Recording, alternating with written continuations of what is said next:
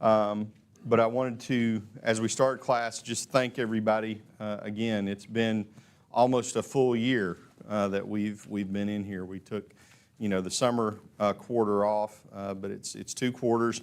We've averaged roughly a chapter a night for most of the year, and so tonight we actually have 3 chapters. We're going to finish up 26, 27, 28. If we don't finish it, please go home and read it. I wanted to tell y'all from myself and for Robert teaching the class, and I think the guys that have helped me would agree, teaching the class, and I don't even want to call it teaching, whatever we do up here, is very, very uplifting to us. It really energizes us to come in here and be with y'all and study the Word, and I'm going to tell you why. The reason is, when I look around this room, I see a complete cross-section of this congregation. I see, younger members of the church, and I see older members of the church. And the thing that several of us have talked about, even outside of the class, I've never been in a class this long where nobody made a bad comment. There hasn't been a single time that we've talked about a scripture where anybody has said anything that was off topic, off the wall, weird, or even silly. It's all been on point. And so I wanted to say to you guys have something to say, okay? Do not be afraid to leave this room, and when you're at work, when you're in the grocery store, wherever, do not shy away from biblical conversations. And I'm not going to say spiritual conversations. I'm going to say biblical conversations, okay? Because it's clear to me that this group can have those kind of discussions. We've been doing it for a year, and it's amazing. And I know I'm not the only one that feels that way. I've talked to a lot of different people about the class. And I just want to encourage all of y'all, when you leave here, like I said, talk about these things. Talk about Scripture. Talk about it at work, wherever you are. Don't shy away from it. And every single one of y'all in here, okay, our education committee needs people to teach. We need people to teach the little ones, and we need people to teach the big ones, okay? And everybody in here can do that, okay? And I want to encourage y'all to do that. Get involved and do that. And I'm going to be honest, and this is going out on the internet too, okay? I wouldn't say that to every class I've taught, okay? But to this class, absolutely, okay? You have something to say, so go say it, okay? Before we jump in, any comments about any of that or anything? I'll just say it's a testament to the fact that you guys have been studying God's Word, you know, and you have a great interest in it, and that is wonderful. I mean, that's awesome. That's what we need. That was when we started this class back in whatever, January, February, whenever we did. That was one of the things Robert and I talked about. We wanted, we hoped that out of this people would want to study the Bible. And Brent, you've made an excellent point. Clearly, you guys have studied. Okay, if not specifically for this class, at some point you had studied, okay, because everybody was right with everything that we were covering, and it really, for me personally, has been a massive encouragement to know. And there's, I don't know, between 40 and 50 people, I think, here tonight, and that's a massive encouragement to know that we could have 40, 50 people here talking about weighty matters, and we're all on the same page. It just, honestly, a massive encouragement. So I thank you all. So we're gonna pick up in chapter 26. Now we're not going to go back to the subject we ended on last week, but we are going to start. If you'll remember, and we're not going to be able to cover every single verse like we usually do, but if you'll remember. We had gotten to the point where they were in the Garden of Gethsemane, and Jesus is going to be betrayed. And we got down to the point where he's about to be betrayed. We went on kind of a tangent there. And I know normally I say I don't want to jump back and forth between different scriptures. But if somebody can, turn over to John chapter 18, verses 6 and 7. And this is something, I was telling Brent this beforehand, and this was something that Craig Beal pointed out to me a few years ago. Again, I've read, these, the account of Jesus' arrest and crucifixion multiple times. And for some reason, I never zeroed in on this particular piece. So we're in the same, John's account is the same story, right? John was there, okay? So John would have been a firsthand witness of this. And somebody read verses 6 and 7. So when he said to them, I am he, they drew back and fell to the ground. Oh, is that it, or is there more? That's 6. That's 6. Okay, what does 7 say? Therefore he said, therefore again he asked them, whom do you seek? And they said, Jesus the Nazarene. Okay, so the part that was interesting to me was that it says they drew back and they fell down, okay? Now, this is another one of those cases where we don't know exactly what was going on. But as I read it, I would probably say it seems to me that it knocked them down, right? He said, I'm the one you're looking for, or I am he, and it knocked them down, okay? And the reason I bring that up is we've talked in this class before about, in particular, with evangelism and why don't people believe. And Brent and I were talking about this before. So when we get in chapter 26 down to verse 51, verse 51 in Matthew now says, And behold, one of those who were with Jesus reached and drew his sword and struck the slave of the high priest and cut off his ear. Then Jesus said to him, Put your sword back in its place, for all those who take up the sword will perish by the sword. Or do you think that I cannot appeal to my Father, and he will at once put at my disposal more than 12 legions of angels? How then would the scriptures be fulfilled? And, okay, I thought it was in Matthew. It's not, but we know from other scripture that what did he do with the ear that was cut off? He healed it. Okay. It's interesting that Luke, the doctor, points that out. That's a good point, yeah. His verse. Yeah. So Trey Westmoreland's not in here, is he?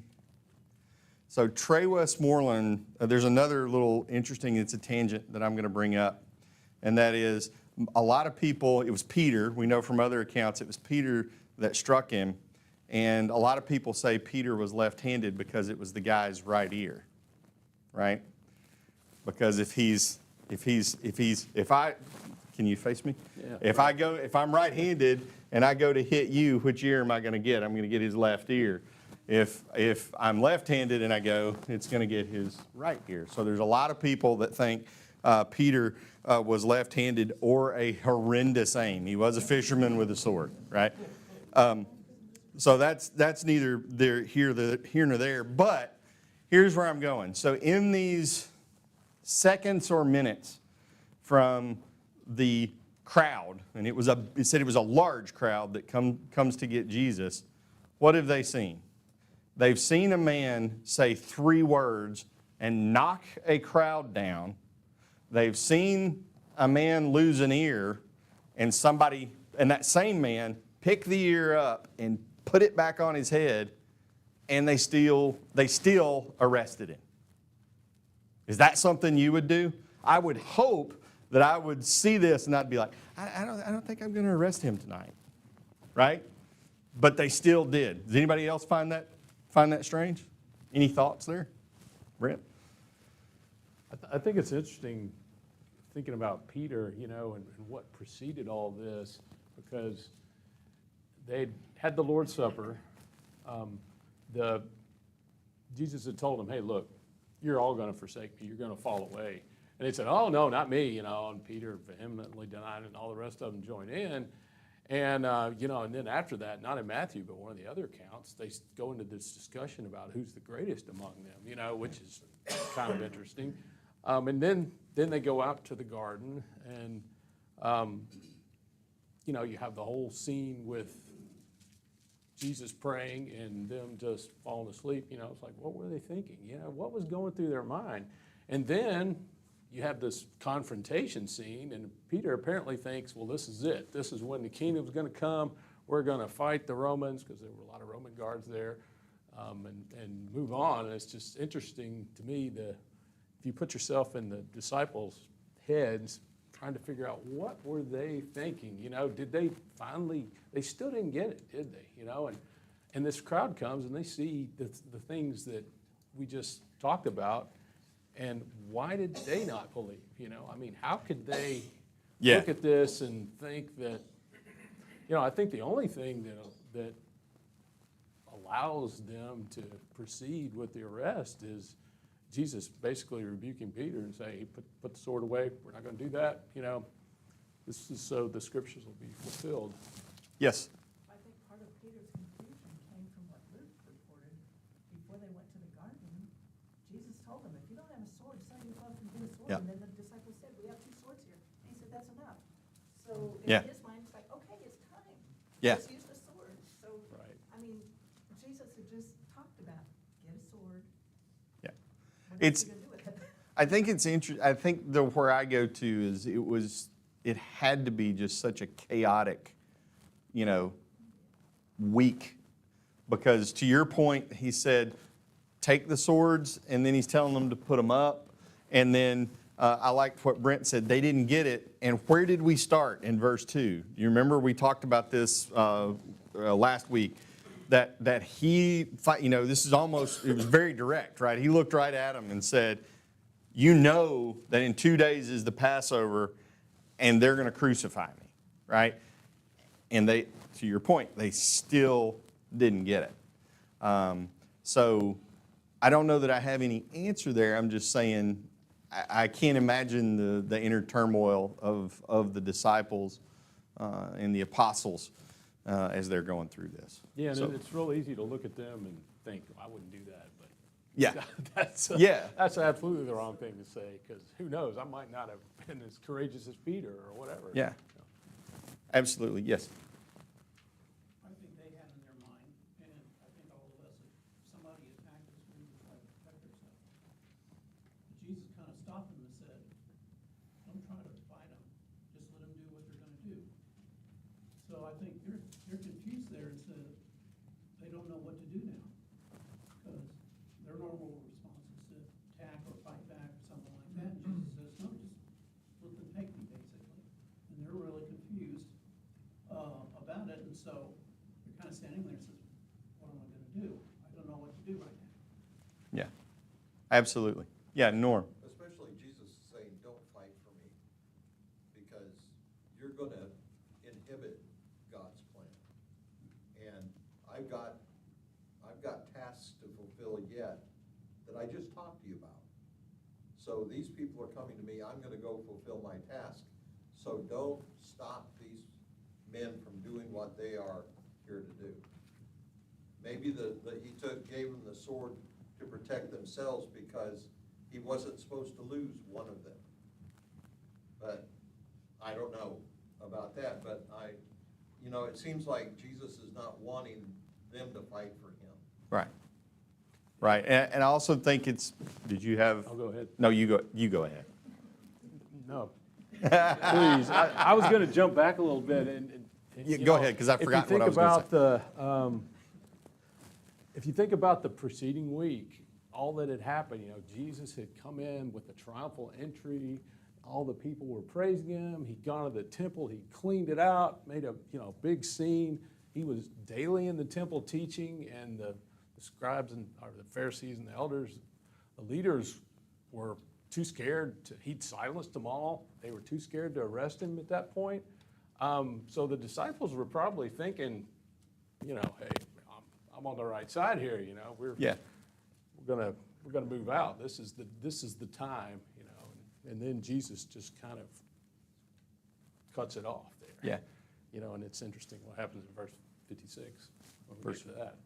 Yeah, I was going to, and I'm going to break my own rule. I'm going to jump back to, I think another thing that I think about that is interesting to me all the way back to verse 42, where Jesus is praying, and he's asking if there's any other way, I don't want to do this. And I think, to me, that is interesting because Jesus was God. He knew the glory of God.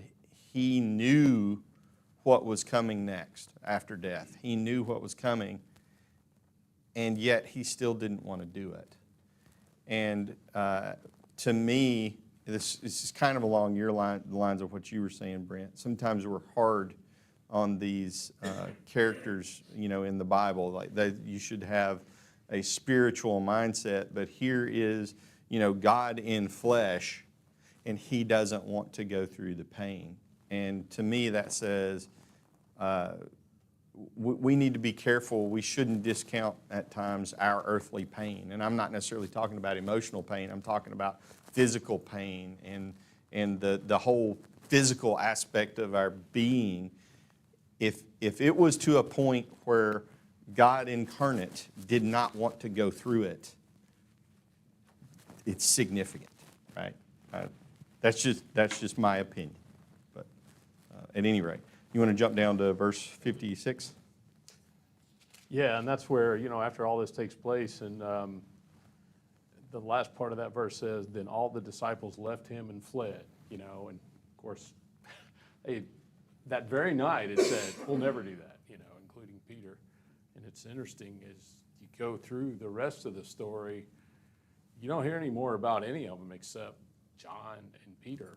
The rest of them are just totally gone. And of course, John and Peter are hanging back too. So Yeah. I don't want to jump ahead, but.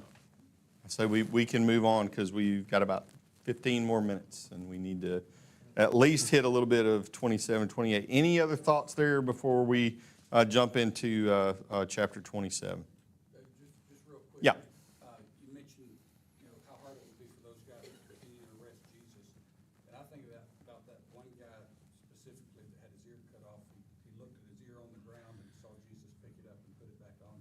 And I don't know if it was completely healed or if it had a scar or what. But you would imagine he would remember that for the rest of his life. Yeah. And possibly be changed. And, the Bible's full of examples where Jesus healed. But thought comes to mind is, we are healed spiritually. And has that changed us? Do we think about that like that guy would think about? Yeah. And tell people about it like, hey, I Yeah. had my ear cut off. Yeah.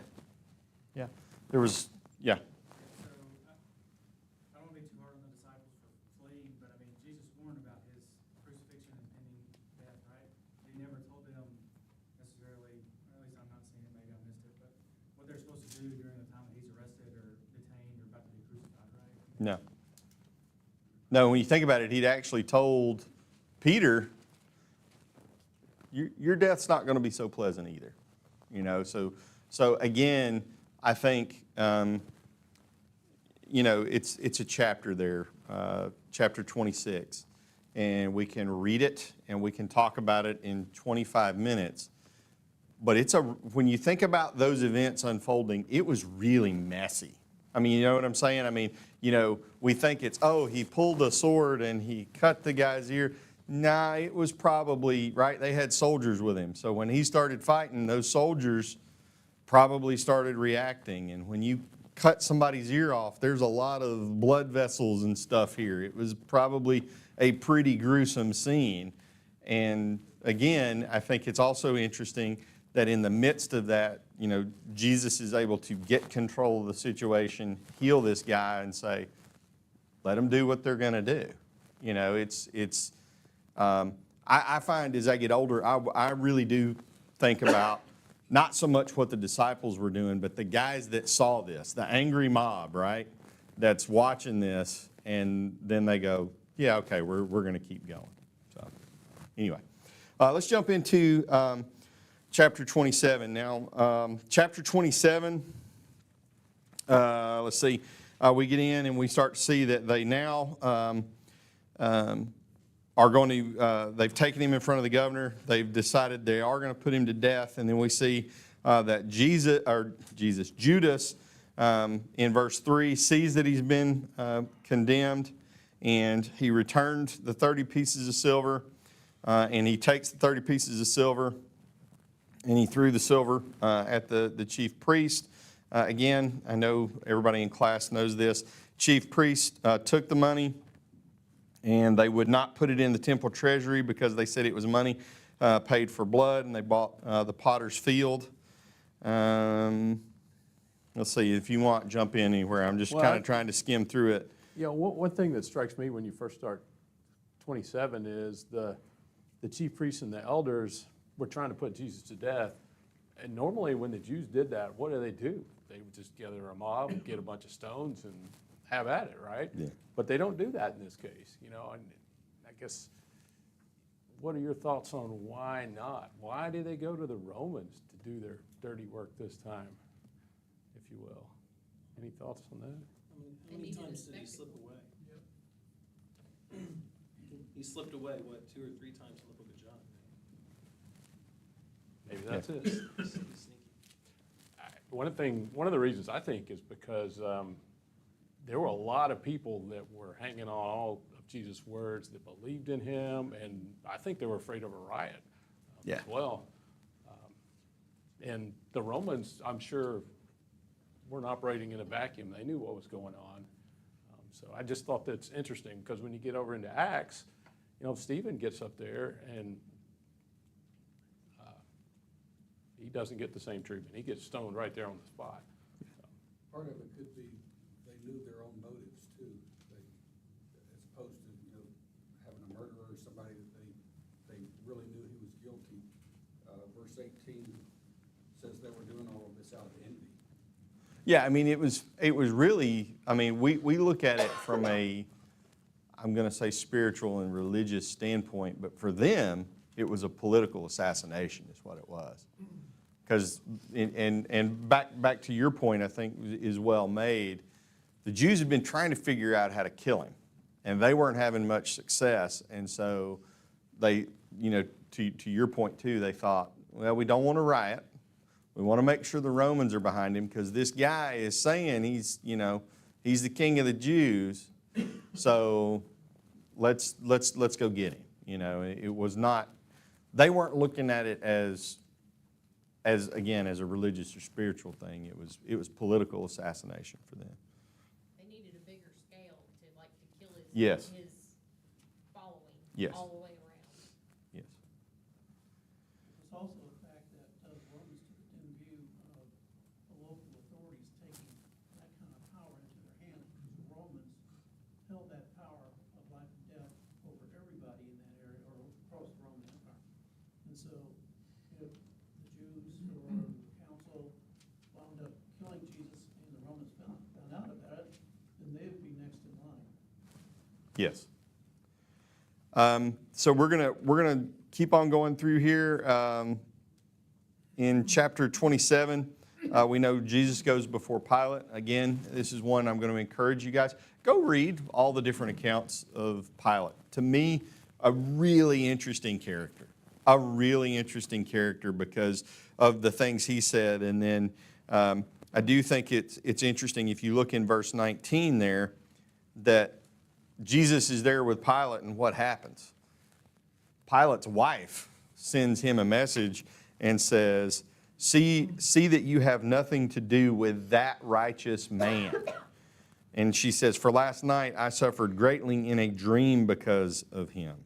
And then it goes on to then get into the story of Barabbas. And again, you know, as we've talked about, the crowd, I believe, no scriptural example or no scriptural call out here, the same crowd or some of the same crowd that was shouting for him during the triumphal entry, now they're screaming to crucify him. And that's 7 days, right? So there's that. It's interesting too, you know, we talk about how that it was envy that caused the Jewish leaders to do it, and Pilate knew that. It says that in verse 18. He knew it was because of envy that they handed him over, and I think that's probably why he was like, well, you really want to do this? How about I give you Barabbas instead? Yeah. Yeah, and then as we've been talking about, if you look in verse 24 through 26, it also mentions what Brent was talking about. What does Pilate see happening? You know, yeah, he's starting to see a riot. And so to me, again, one of the things that's interesting about Pilate was Pilate really for Jesus? No. Was he against Jesus? No. Who was Pilate in it for? Pilate. Right, he was in it for Pilate. And then you see that in verse 24. But again, I encourage everybody, go read the different gospel accounts, you know, put it together of what Pilate was going for, or what he was saying, what he was doing. In some ways, I find the story of Pilate very, very tragic, because it seems like he was real close. He was real close, but he could not let go of the power that he thought he had. Okay? Next section, we get into Jesus being mocked, where they're, you know, mockingly call him the king of the Jews. They're beating him, those sorts of things. You know, the other thing, again, I'm going to jump accounts here. It doesn't get into this. The one that is always stuck in my mind is when they would hit him and then say, "Who hit you?" And to me, the thing that is shocking, right? Jesus could have just looked up and said, "You hit me," and that person dropped dead. I think about Ananias and Sapphira, right? And how they died, and the restraint there. Not only did he have the ability to do it, he had the right to do it, and he didn't, you know. And again, I apologize. I know I'm jumping over to other narratives, but that's one of the things that's always stood out to me when you look at the crucifixion. Maybe I'm weird. Yeah, it's horrible. They put him to death, but the whole thing of how they mocked him beforehand. It wasn't enough to just kill him. We're gonna degrade him, right? And that's not the first round. I mean, he already Yes. gone through that with the Jewish leaders. You know, they spit on him and everything else, beat him with their fists. Then the Romans get their turn. We're quickly running out of time. Let's see. Then we get into, I'm trying to hit the high points.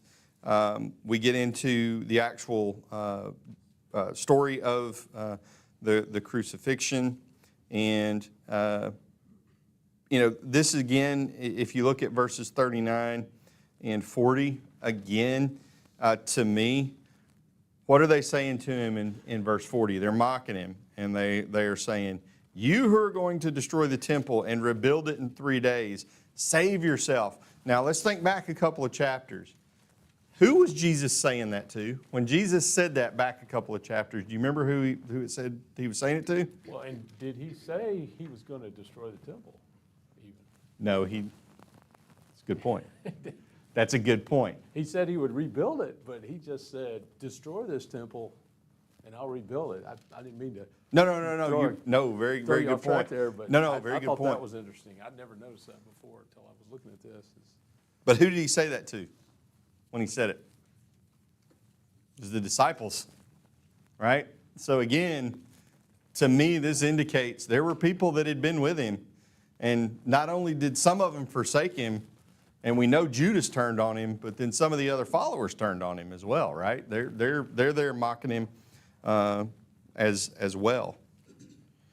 I think they probably just expected that he wouldn't allow that to happen to himself, and then they felt betrayed that, you know, Yeah. that he'd been fooling us the whole time. That's the only thing I can think of why they would get to that point. Yeah, absolutely. The only other point I'll make here in 27, and you can, if you've got other items, you guys have probably heard me say this before. You know, we focus a lot on Jesus here. As after I had children, I can't imagine the restraint of God the Father to not say, nah, I'm not doing that. Because I will tell you, as a father, I understand being able to lay down your life for somebody else. But if you said one of my kids, not a chance. Not a chance. And that's something I thought about it as I studied for tonight. The restraint of God the Father to allow His one and only Son to go through that for us. That's amazing to me. Brent? Yeah, and on the other side, Jesus knowing that the Father could have done that, and He turned away, you know. And so it was just Jesus Himself. He was all alone there. I think that separation was worse than the physical pain. I think that's what he was dreading most in the garden. Never been apart from him. Yeah. That's true. For eternity. Yeah. Dave, Yeah. there's several prophecies fulfilled here from Psalms 22. And you can go back and find just one by one, but the one that's just kind of the unusual terminology to me is from Matthew 27:39, where he says, "Those who pass by derided him, wagging their heads." It's kind of a weird phrase there.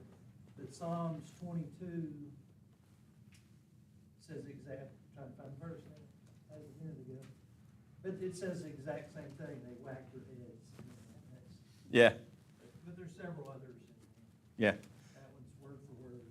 And how long was the, you said that's Psalms, right? Yeah, 22 verse 7 says, "All who see me mock me, they make mouths at me, they wag their heads." So I'm going to appeal to 2 or 3 men in here that I think will know the answer. I think I may know the answer. But I'm thinking David may know and Siegfried may know.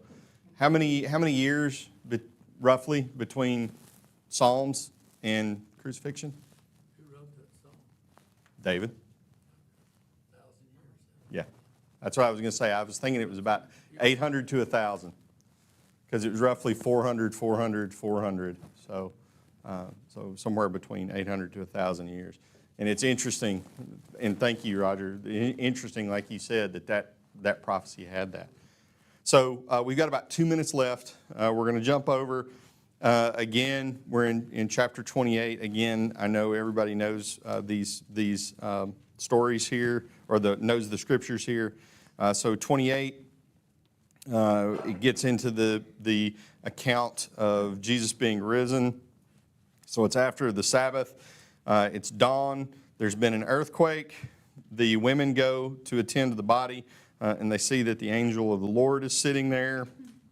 You have the story of the guards who have been, I don't know what happened to them, but it says it's like they're dead. And then they get to those men and they bribe them and tell them that somebody came and stole the body. And then at the end, Jesus has appeared to the remaining 11 apostles, and he gives them the Great Commission. Any thoughts there, Brent? I don't have anything to add at this point. Okay. And again, we moved quickly through this. I do think this is a section of Scripture that everybody in this class knows, and you know, not a whole lot of debate or anything there. Okay. Any thoughts before we close out class tonight? Yeah. So when we talked about John 18, verse 6, Mm-hmm. the I am He, I think he was declaring his eternalness, because they always have referred to God as the great I am. Yeah. And he was saying, I am. I wondered about that, and I wanted to go back and study. The Strong's and number for it yeah. is 1510. Okay. And it says that it includes his eternality. Okay. I had I had wondered that. I didn't get around to figuring that out, but I wondered about that. To me, it's called back all the way to Moses, right? I am, you know. But he yeah. was saying he's part of God, and then he did a miracle. Yeah. He was trying to let those people know, you're doing this to God. Yeah. And so again, they saw it. They had And they still did. undisputed evidence, and they still did it. All right, any other thoughts before we close out? Just a comment on the big picture of Matthew. It starts out, chapter 1, he will say, naming Jesus, he will save his people from their sins, what he came to earth. And then it ends with him turning that mission. He did his part, he turned that mission over to his disciples, told them how to complete the mission. Okay, any other closing thoughts there? Okay, thanks everyone and everyone online. Have a good evening.